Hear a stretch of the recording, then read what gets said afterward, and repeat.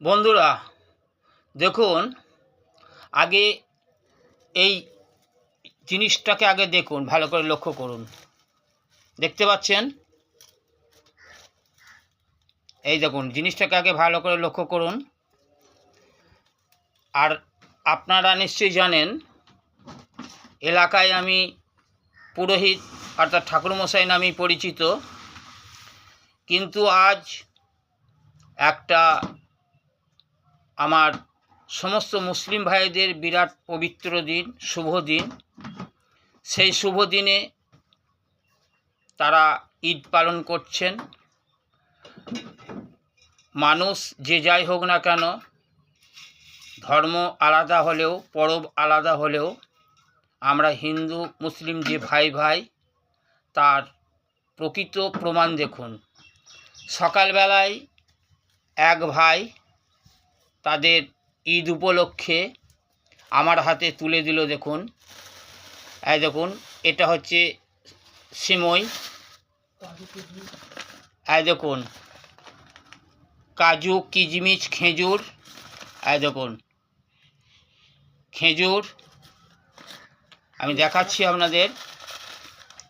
এই দেখুন, বাদাম, কাজু, কিশমিশ, খেজুর, এই এক ধরনের সিমই। আর এই দেখুন, এই এক ধরনের সিমই এই পাত্রটা করে আমার হাতে তুলে দিল। সুতরাং ধর্ম যার যার, উৎসব কিন্তু সবার।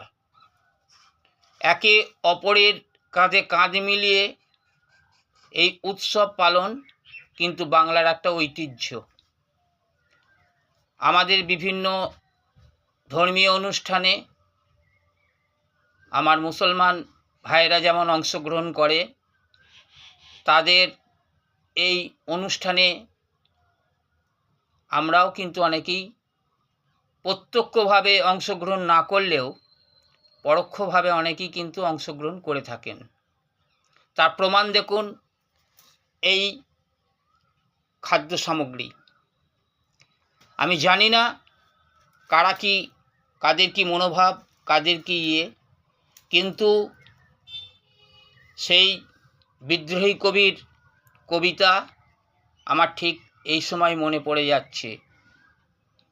উনি লিখেছিলেন, একই বৃন্তে দুটি কুসুম, হিন্দু মুসলমান। সেই যে কবিতা উনি যে লিখে গেছেন, সেটা কিন্তু আজ আমার মনে বাজছে যে ধর্ম যার যার হতে পারে, কিন্তু উৎসব সবার। এখানে হিংসা বিদ্বেষ সব কিছু ভুলে ভাই ভাই হিসেবে আমরা এই বাংলায় উৎসব পালন করে থাকি। তার প্রকৃত উদাহরণ এই দেখুন। আপনারা সবাই জানেন আমি একজন